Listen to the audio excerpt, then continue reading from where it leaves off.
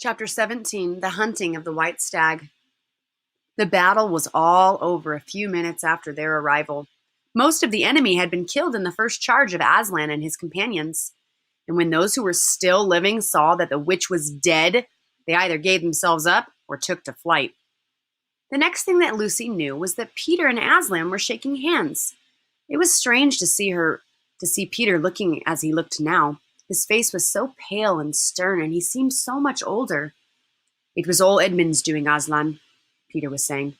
"We'd have been beaten if it hadn't been for him. The witch was turning our troops into stone right and left, but nothing would stop him. He fought his way through 3 ogres to where she was just turning one of your leopards into a statue. And when he reached her, he had sense to bring his sword smashing down on her wand instead of trying to go for her directly and simply getting made a statue himself for his pains. That was the mistake all the rest were making. Once her wand was broken, we began to have some chance, if we hadn't lost so many already. He was terribly wounded. We must go and see him." They found Edmund in charge of Mrs. Beaver, a little way back from the fighting line. He was covered with blood. His mouth was open and his face a nasty green color. "Quick, Lucy," said Aslan.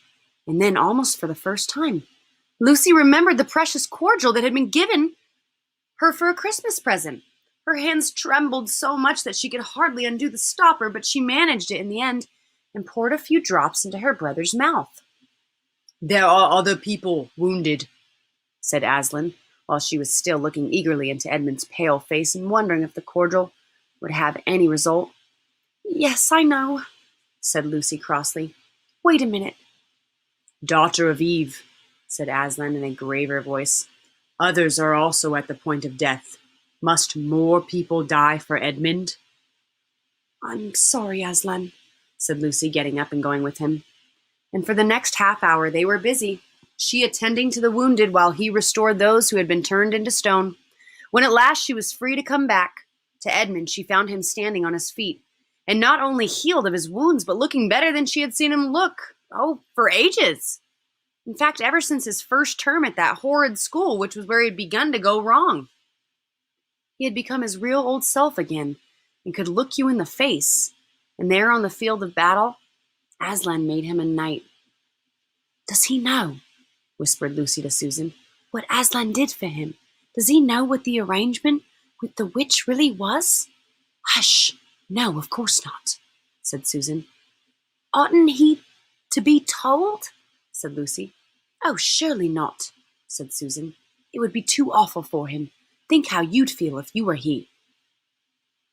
"All the same, I think he ought to know," said Lucy, but at that moment they were interrupted. That night they slept where they were. How Aslan provided food for them all, I don't know, but somehow or other they found themselves all sitting down on the grass to a fine high tea at about 8 o'clock. Next day they began marching eastward down the side of the great river, and the next day after that, at about tea time, they actually reached the mouth. The castle of Cair Paravel on its little hill towered up above them. Before them were the sands with rocks and little pools of salt water and seaweed, and the smell of the sea and long miles of bluish-green waves breaking forever and ever on the beach. And oh, the cry of seagulls! Have you heard it? Can you remember? That evening after tea, the 4 children all managed to get down to the beach again and get their shoes and stockings off and feel the sand between their toes. But the next day was more solemn. For then, in the great hall of Cair Paravel, that wonderful hall with the ivory roof and the west wall hung with peacock feathers, and the eastern door which looks toward the sea, in the presence of all their friends and to the sound of trumpets, Aslan solemnly crowned them and led them to the 4 thrones amid deafening shouts of "Long live King Peter! Long live Queen Susan! Long live King Edmund! Long live Queen Lucy!" "Once a king or queen in Narnia, always a king or queen. Bear it well, sons of Adam. Bear it well, daughters of Eve," said Aslan. And through the eastern door, which was wide open, came the voices of the mermen and the mermaids swimming close to the shore and singing in honor of their new kings and queens. So the children sat on their thrones, and scepters were put into their hands, and they gave rewards and honors to all their friends, to Tumnus the fawn, and to the beavers, and giant Rumblebuffin, to the leopards, and the good centaurs, and the good dwarfs, and to the lion. And that night there was a great feast in Cair Paravel, and revelry, and dancing, and gold flashed, and wine flowed, and answering to the music inside. But stranger, sweeter, and more piercing came the music of the sea people. But amid all these rejoicings, Aslan himself quietly slipped away.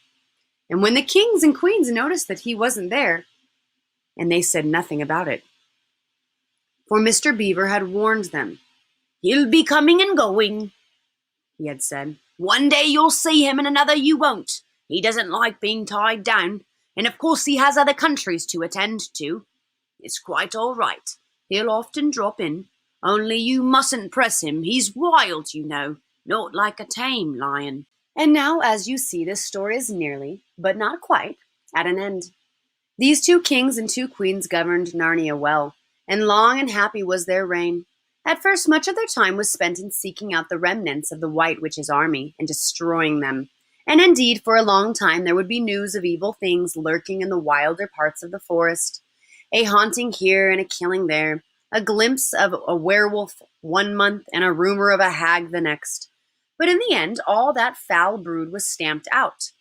And they made good laws and kept the peace and saved good trees from being unnecessarily cut down. The liberated young dwarfs and young satyrs from being sent to school and generally stopped busybodies and interferers and encouraged ordinary people who wanted to live and let live. And they drove back the fierce giants, quite a different sort from giant Rumblebuffin, on the north of Narnia when these ventured across the frontier. And they entered into friendship and alliance with countries beyond the sea and paid them visits of state and received visits of state from them. And they called them, and they themselves grew and changed as the years passed over them. And Peter became a tall and deep-chested man and a great warrior, and he was called King Peter the Magnificent. And Susan grew into a tall and gracious woman with black hair that fell almost to her feet. And the kings of the countries beyond the sea began to send ambassadors asking for her hand in marriage. And she was called Susan the Gentle. Edmund was a graver and quieter man than Peter, and great in counsel and judgment. He was called King Edmund the Just. But as for Lucy, she was always gay and golden-haired, and all princes in those parts desired her to be their queen, and her own people called her Lucy, Queen Lucy the Valiant. So they lived in great joy, and if ever they remembered their life in this world, it was only as one remembers a dream. And one year it fell out that Tumnus, who was a middle-aged faun by now and beginning to be stout, came down the river and brought them news that the white stag had once more appeared in his parts, the white stag who would give you wishes if you caught him. So these 2 kings and 2 queens with the principal members of their court rode a hunting with horns and hounds in the western woods to follow the white stag. And they had not hunted long before they had a sight of him. And he held them at a great pace over rough and smooth and through thick and thin, till the horses of all the courtiers were tired out, and only these 4 were still following. And they saw the stag enter into a thicket where their horses could not follow. Then said King Peter, for they talked in quite a different style now, having been kings and queens for so long, "Fair consorts, let us now alight from our horses and follow this beast into the thicket. For in all my days I've never hunted a nobler quarry." "Sir," said the others, "even so let us do." So they alighted and tied their horses to trees and went on into the thick wood on foot. And as soon as they had entered it, Queen Susan said, "Fair friends, here is a great marvel, for I seem to see a tree of iron." "Madame," said King Edmund, "if you look well upon it, you shall see it a pillar of iron with a lantern set on the top thereof." "By the lion's mane, a strange device," said King Peter, "to set a lantern here where the trees cluster so thick about it, and so high above it, that if it were lit, it should give light to no man." "Sir," said Queen Lucy, "by likelihood, when this post and this lamp were set here, there were smaller trees in the place, or fewer none. For this is a young wood, and the iron post is old." and they stood looking upon it.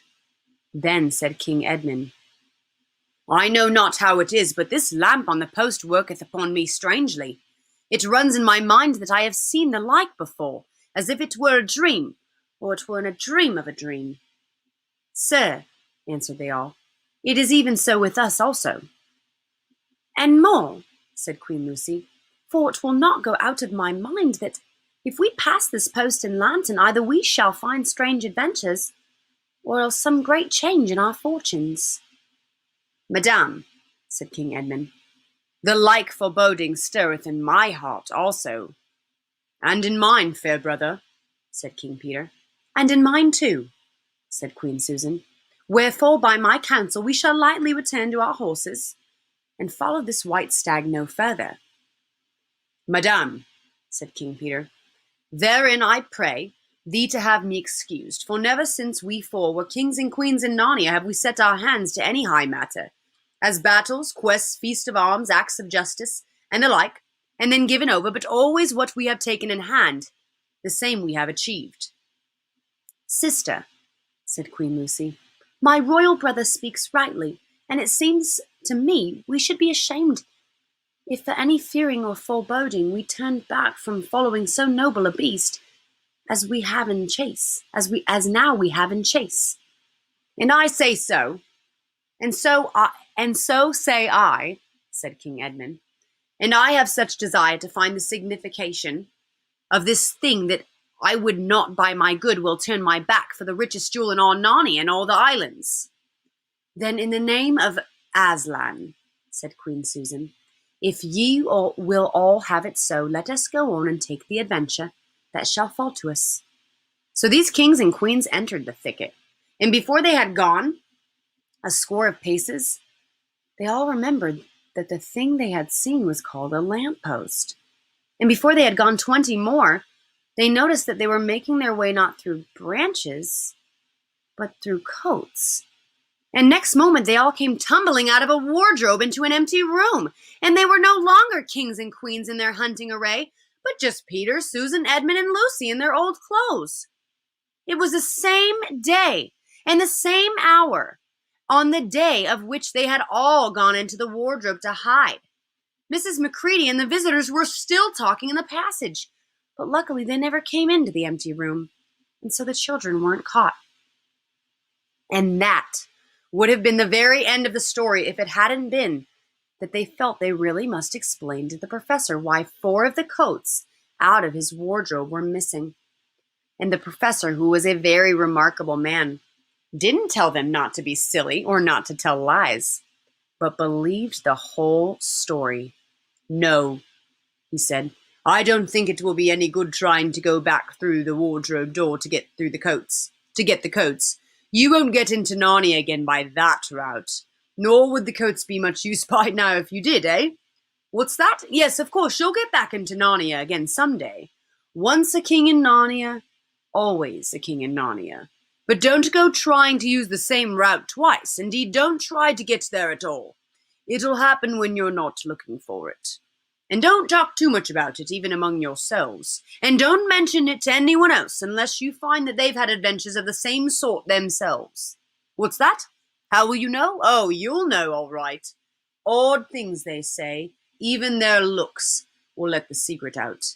Keep your eyes open. Bless me. What do they teach them at these schools? And that is the very end of the adventure of the wardrobe. But if the professor was right, it was only the beginning of the adventures of Narnia.